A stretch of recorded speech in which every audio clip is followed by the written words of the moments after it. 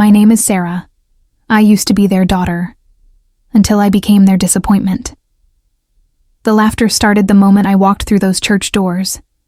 Not the warm, welcoming kind that fills sacred spaces during joyful celebrations. This was different. Sharp. Cutting. The kind that slices through your chest and settles in your stomach like broken glass. My family sat 3 rows back, and I could feel their amusement radiating toward me like heat from a fire I never wanted to stand near. My mother's hand covered her mouth, but her shoulders shook with suppressed giggles. My father didn't even try to hide it. His chuckle was audible enough that the elderly woman beside him turned to stare. My brother leaned over to whisper something to my cousin, and they both erupted in quiet snickers that echoed off the vaulted ceiling. I kept walking down that aisle, my hands trembling so violently I had to clasp them together to stop the shaking. Each step felt like walking through quicksand, heavy and uncertain. The burgundy carpet beneath my feet seemed to stretch forever, and with every inch I covered, their laughter grew louder in my ears. Before we continue, drop a comment. Where are you watching this from, and what time is it there? I'd love to know how far this story is reaching. I need to know that someone, somewhere, understands what it feels like to be the punchline in your own family's joke. They never said it out loud, but I could read it in their expressions, in the way they exchanged glances whenever I spoke about my faith, my volunteer work, my quiet attempts to find meaning in a world that had labeled me a failure. To them, I was the family oddity, the one who brought store-bought cookies to reunions because I couldn't afford the time or ingredients to bake from scratch. The one who sat in corners while cousins shared stories of business ventures and European vacations that might as well have been fairy tales to me. My parents had stopped introducing me at family gatherings years ago. I had become invisible, a ghost haunting the periphery of celebrations I no longer felt welcome to join. The transformation hadn't happened overnight. It was gradual, like watching paint fade in sunlight. So slow you don't notice until one day you realize the color is completely gone. It started the day I said no to law school, the day I chose my own path instead of the one they had mapped out for me with surgical precision. She thinks she's too spiritual now, my brother had muttered to my aunt last Christmas, not knowing I was standing just around the corner, holding a plate of untouched appetizers and trying to decide if I belonged anywhere in that house. That's when faith became my refuge. Not the performative, post your prayers on social media kind of faith, but the quiet, desperate kind that grows in the spaces where shame lives. In the early morning hours when the world was still asleep, and my apartment felt too small for all the hurt I carried. In the moments when I knelt on my bedroom floor and whispered prayers that tasted like tears. The church became my sanctuary, long before it became beautiful. When I first started attending, it was a humble building with peeling paint and windows that rattled in strong winds. The pews were mismatched, donated from various sources over the years. The carpet was worn, thin in the center aisle from decades of footsteps, and the heating system worked sporadically at best. But there was something about that place. Something that felt like home, in a way my actual home never had. Maybe it was Pastor Martinez's gentle smile when he shook my hand after that first service. Maybe it was the way the congregation welcomed me without asking about my job, or my achievements, or why a woman my age wasn't married yet. They just accepted me, quietly and completely, as if I had always belonged there. When I told my family I was volunteering at the church, my mother blinked, as if I had announced I was joining the circus. The silence that followed was deafening, not the comfortable kind that settles between people who understand each other, but the awkward, heavy kind that fills space when no one knows what to say. That's nice, dear. My mother finally managed, her voice carrying that particular tone she reserved for my more incomprehensible life choices. My father didn't even look up from his phone. My brother rolled his eyes so dramatically I'm surprised they didn't get stuck that way. The real laughter started when I mentioned the restoration project. With what money? My aunt had scoffed. her voice dripping with the kind of condescension that comes so naturally to people who have never had to choose between groceries and gas money. "Tips from your coffee shop job?" The coffee shop? As if my work there was somehow less valuable than their corporate positions and business ventures. As if the early mornings and late nights, the burned fingers and aching feet, the countless customers I served with genuine kindness meant nothing because the paycheck was small and the prestige was non-existent. My father still hadn't looked up from his phone. That might have hurt more than the laughter. But they didn't know about the nights I stayed awake after my shifts, hunched over my laptop at my tiny kitchen table, learning nonprofit management through free online courses. They didn't know about Mrs. Alvarez, the elderly woman who offered her garage for my first donation drive when I explained what I was trying to do. They didn't know about the months I lived off rice and beans, adding every spare dollar to the fund I was building for something I believed in more than I had ever believed in anything. They never asked. Pastor Martinez did, though. He saw me in ways my family never had. When I first approached him, nervous and uncertain, stumbling over my words as I tried to explain that I wanted to help, but wasn't sure how, he didn't dismiss me. He didn't pat me on the head and send me to arrange flowers or make coffee for the adults who were handling the real work. Instead, he handed me spreadsheets, contact lists, his trust. "I need someone who cares more about the outcome than the credit," he had said, studying my face with those kind, tired eyes that had seen too much struggle and not enough hope. "Someone who understands that the most important work happens when no one is watching." I started small, coordinating volunteers for weekend cleanup projects, translating documents for Spanish-speaking community members, organizing planning meetings and taking notes that no one else wanted to take. The work was detailed, often tedious, and completely invisible to anyone who wasn't paying close attention. But I paid attention.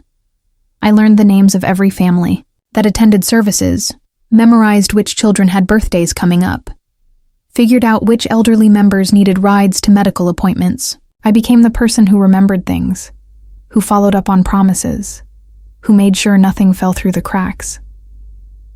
The church wasn't just a building to me.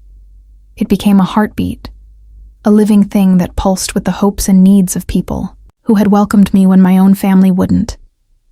Every repair we planned, every fundraiser we organized, every small improvement we made felt like adding a piece of my soul to something larger and more permanent than myself. And still, I told no one outside those walls about the extent of my involvement.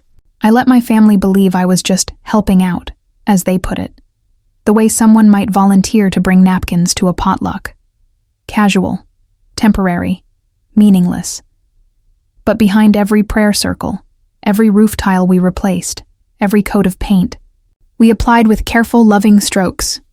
There was a choice I made to keep going, to give, even when I had so little, to build something beautiful in a world that had made me feel small and worthless and forgotten. I thought about all the times they had looked through me. The birthday I spent alone because they forgot to call. The family portrait they took at my cousin's wedding where they somehow managed to arrange everyone except me.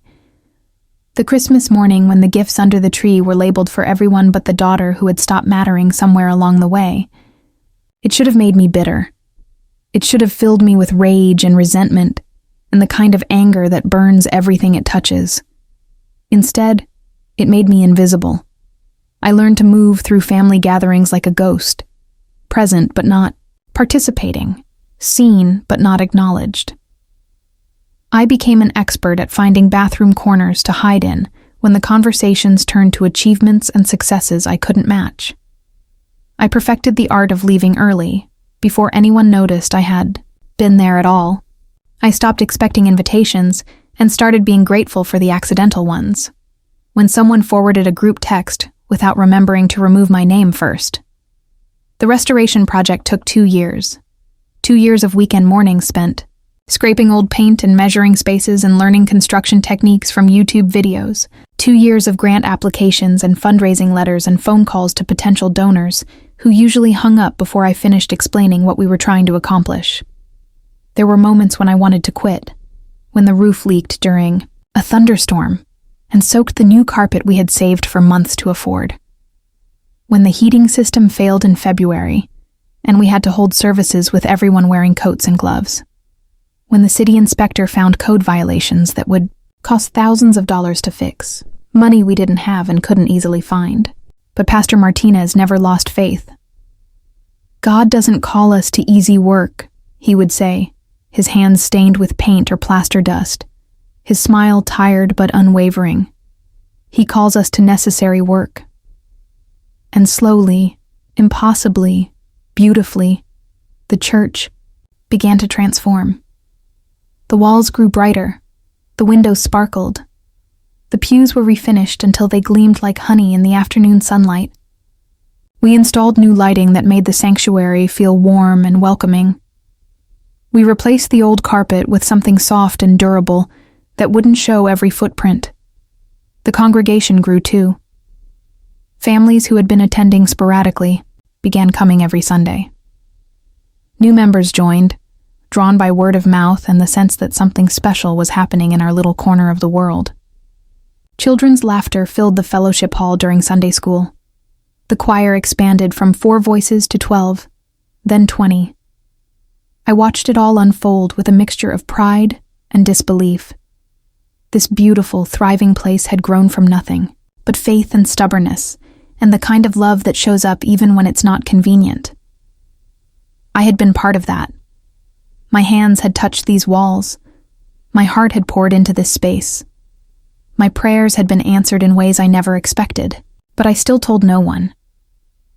My family continued to see me as the sister who worked at a coffee shop and wasted her weekends on church activities they couldn't understand.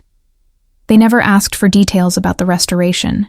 They never inquired about how the fundraising was going, or whether we had met our goals. Their indifference was so complete it felt like a physical weight I carried everywhere. The grand opening was scheduled for a Sunday in March. Pastor Martinez had planned a special service, followed by a community lunch and tours of the renovated building. Local officials would attend. The mayor had promised to speak. The local Twar newspaper planned to cover the event. I sent invitations to my family anyway. Not out of hope, but out of habit. Some frayed part of me still craved their presence, still believed that maybe this time would be different. Maybe they would see what I had helped build, and finally understand that their quiet, disappointing daughter had been capable of something meaningful all along. They came, but they came late. They came loud. They came laughing. I saw them as I walked down the aisle to find my seat, and my heart sank like a stone thrown into deep water. They had clustered together in a pew 3 rows from the back, whispering and giggling like teenagers at the back of a classroom. My mother kept looking around the sanctuary with barely concealed amusement, as if she couldn't believe her daughter had wasted so much time on such a small, humble place. My brother leaned over to say something to my cousin, and they both erupted, in snickers that seemed to echo off every surface. My father checked his watch twice in the span of 30 seconds, his impatience radiating outward like heat waves. My aunt shook her head slowly, that familiar expression of disappointment settling over her features, like a mask she wore to every family gathering. I lowered my eyes and kept walking, my hands trembling so violently I had to press them flat, against my thighs to stop the shaking. Each step felt like walking through quicksand, heavy and uncertain. The sanctuary that had become my refuge suddenly felt exposed, vulnerable, as if their judgment could somehow diminish the beauty we had worked so hard to create. The service began with music. Mrs. Rodriguez played the piano with gentle precision, while the choir sang hymns that usually filled me with peace. But today, all I could hear was the occasional burst of stifled laughter from the back rows. All I could feel was the heat of their amusement burning through my spine. Pastor Martinez took the podium with his usual calm presence, his weathered, hands gripping the edges of the lectern as he looked out over the congregation with genuine warmth. I expected the usual opening remarks. Thanks to the community for their support. A few Bible verses about faith and perseverance. Maybe a mention of the volunteers who had made the restoration possible. But then he paused. His eyes found mine. across the crowded sanctuary, and he smiled with the kind of recognition that makes you feel seen in the deepest possible way. "Before we begin," he said, his voice carrying easily to every corner of the room, "I want to acknowledge someone whose faith and dedication made this day possible. Someone who believed in this vision when it was nothing more than peeling paint and broken dreams." My stomach dropped. The air in the sanctuary suddenly felt thin, insufficient. I could hear my heartbeat in my ears, loud and irregular. This restoration, this beautiful sanctuary you see around you, exists because one person said yes when everyone else said it couldn't be done. Because one person gave not just money, but time, energy, heart, and soul to something she believed in more than her own comfort. The congregation began to murmur, heads turning as people tried to figure out who he was talking about. I sank lower in my pew, wishing I could disappear entirely. Behind me, my family had gone completely silent. For the first time all morning, they weren't laughing. "Sarah Martinez," Pastor Martinez continued, and my maiden name had never sounded so foreign, so impossible. "Sarah, would you please stand?" The world tilted sideways. Time stretched like taffy, each second lasting an eternity. Every eye in the sanctuary turned to look at me, but all I could think about was the crushing silence from the back rows where my family sat frozen in shock. I stood on legs that felt like water, my entire body shaking with a combination of terror and something that might have been relief. The congregation erupted in applause, warm and genuine and completely overwhelming. People I had worked beside for 2 years clapped and smiled and nodded with the kind of appreciation I had never experienced from my own family. "Sarah didn't just contribute to this restoration," Pastor Martinez continued, his voice growing stronger with each word. "She funded the cornerstone. She organized every phase of the renovation. She wrote the grants that kept us afloat when we had nothing. She translated documents, coordinated volunteers, managed budgets, and worked nights and weekends for 2 years to make this dream a reality." The applause grew louder. Someone whistled. Mrs. Alvarez, sitting in the front row, had tears streaming down her cheeks. The teenagers from the youth group were cheering like I had just scored the winning goal in a championship game. And my family? They sat in stunned silence, their faces pale and uncertain, as if they were seeing me for the first time in their lives. When the roof leaked and destroyed our new carpet, Sarah worked double shifts at her job to help us replace it, Pastor Martinez continued. When the city inspector found code violations that threatened to shut us down, Sarah researched solutions and found contractors willing to work within our budget. When we needed someone to stand before the city council and argue for our building permits, Sarah studied municipal law for weeks and presented our case with more passion and knowledge than any lawyer could have managed. I was crying now, tears streaming down my face without permission. Not from sadness, but from the overwhelming sensation of being known, truly, completely known, by people who mattered. This sanctuary exists because Sarah saw beauty where others saw only problems, because she chose faith over fear, service over self-interest, love over comfort. She is the reason we are gathered here today in this beautiful space, celebrating not just a building, but a testament to what one person can accomplish when they refuse to give up on something they believe in. The applause became thunderous. People were standing now, turning to look at me with faces full of gratitude and respect. Children waved from the children's section. The choir was clapping in rhythm. Even the ushers at the back of the sanctuary were smiling and nodding in my direction. But my family remained seated, their expressions ranging from shock to confusion, to something that might have been shame. My mother's mouth hung open slightly. My father had finally put away his phone and was staring at me as if I were a stranger. My brother's usual smirk had completely disappeared, replaced by a blank expression I couldn't read. After the service, people surrounded me. Strangers shook my hand and thanked me for my service. Mrs. Rodriguez hugged me so tightly I could barely breathe. The teenagers from the youth group asked for selfies. Someone pressed a bouquet of flowers into my hands. Another person started crying and couldn't stop apologizing for crying. "You saved our church," an elderly man told me, his voice thick with emotion. "You saved our community." Through it all, I kept looking toward the back of the sanctuary, hoping to catch my family's eyes, hoping they would approach me with the same warmth and recognition everyone else was showing. But they lingered by the doors, huddled together, in a tight group, whispering urgently among themselves. Finally, my mother broke away from the cluster and walked toward me. My heart leaped with hope. Maybe this was the moment everything would change. Maybe she would finally see me as someone worth celebrating instead of someone worth tolerating. She stopped 3 feet away, close enough that I could see the confusion in her eyes, the way she was struggling to reconcile this public acknowledgement with her private assessment of her disappointing daughter. "Sarah," she said quietly, her voice uncertain. "I don't understand. When did you—" She couldn't finish the sentence. Behind her, my father and brother were making their way toward the exit, their body language screaming discomfort and retreat. My aunt had already disappeared entirely. "I tried to tell you," I said softly, still holding the bouquet someone had given me. "I tried to explain what I was working on, but you never wanted to hear about it." My mother's face cycled through several emotions: surprise, confusion, something that might have been regret.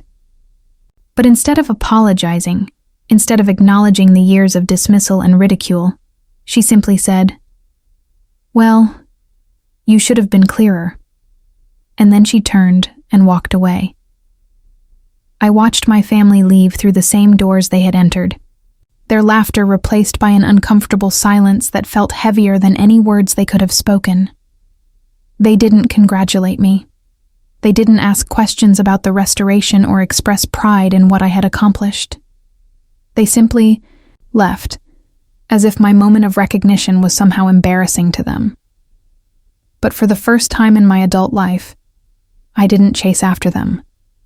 I stayed in that beautiful sanctuary surrounded by people who saw my worth, who celebrated my contributions, who understood that value isn't measured by salary or prestige, but by the love and effort you pour into something larger than yourself. I stayed and accepted their gratitude and let myself feel proud of what I had accomplished. Pastor Martinez found me an hour later, still standing in the sanctuary that had emptied slowly as people drifted toward the fellowship hall for lunch. "Are you okay?" he asked gently, his eyes full of concern. I looked around the space we had transformed together. The afternoon sunlight streaming through the clean windows, casting rainbow patterns on the polished floors. The gleaming pews arranged in perfect rows. The fresh paint that made everything feel new and hopeful. The beautiful altar where families would celebrate milestones and find comfort in times of sorrow. "I'm perfect," I said, and meant it. He smiled and squeezed my shoulder. "Your family, they seemed surprised." I laughed, but there was no bitterness in it. They were. They're not used to thinking of me as someone who accomplishes things. "Their loss," he said simply. "But maybe this will help them see you differently." I shook my head. "I don't think it will. And that's okay. I spent so many years trying to earn their approval, trying to become someone they could be proud of. But I realize now that their opinion of me says more about them than it does about me." We stood in comfortable silence for a moment, surrounded by the evidence of faith made manifest, of dreams turned into reality through persistence and love. "Thank you," I said finally, "for seeing me when no one else did, for trusting me with something this important."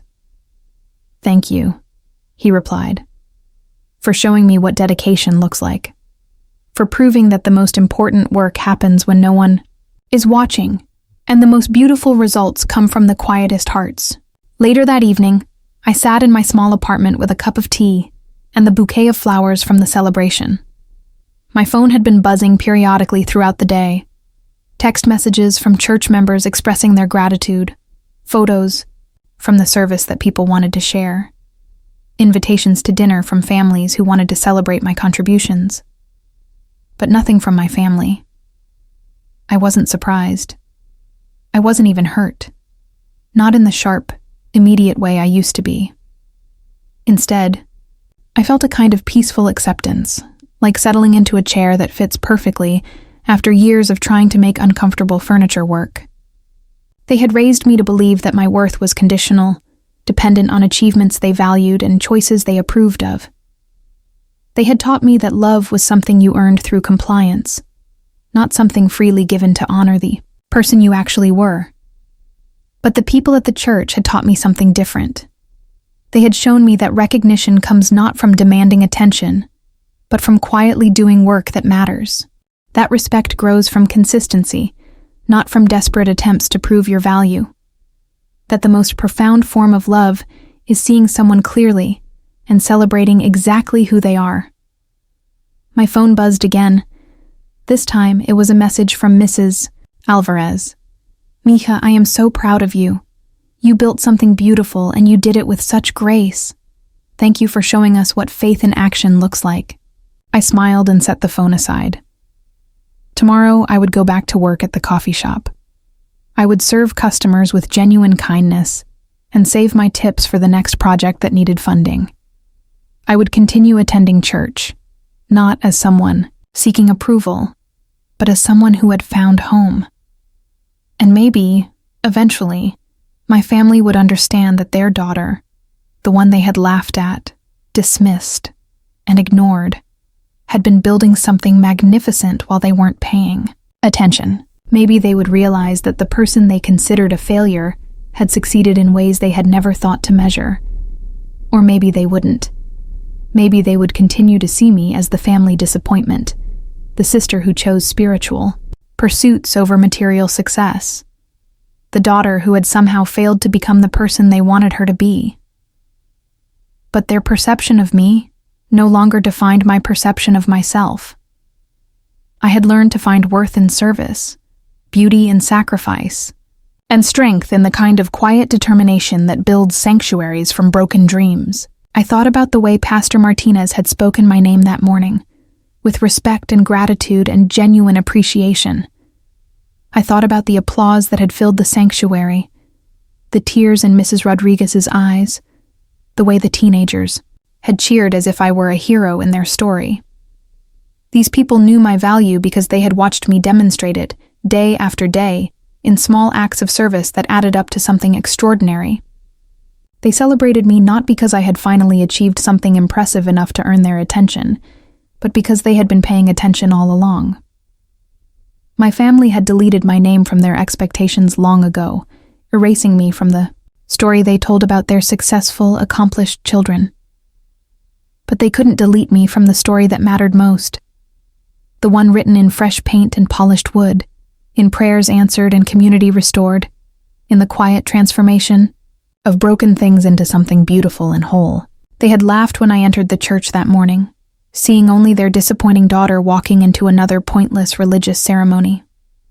They couldn't see the sanctuary I had helped build, the cornerstone I had funded, the faith I had turned into action through 2 years of invisible, invaluable work. But everyone else could see it. Everyone else could see me. And in the end, that recognition, genuine, earned, and freely given, was worth more than a lifetime of conditional approval from people who had never bothered to learn who I really was. The sanctuary would stand long after their laughter faded. The community we had built would thrive long after their judgment dissolved into irrelevance. And I would continue to grow in grace and purpose, not because my family finally approved of me, but because I had learned to approve of myself. They thought they knew who I was, the quiet daughter, the family disappointment, the woman who worked at a coffee shop and wasted her time on spiritual pursuits they couldn't understand. But I knew better. I was the woman who turned faith into action, who built beauty from brokenness, who chose service over recognition and found both in the process. I was the woman who funded the cornerstone of something eternal. while they were, still measuring success in ways that crumble with time. They laughed when I entered the church, but the church itself was my answer to their ridicule, built with hands they had dismissed and faith they had never bothered to understand.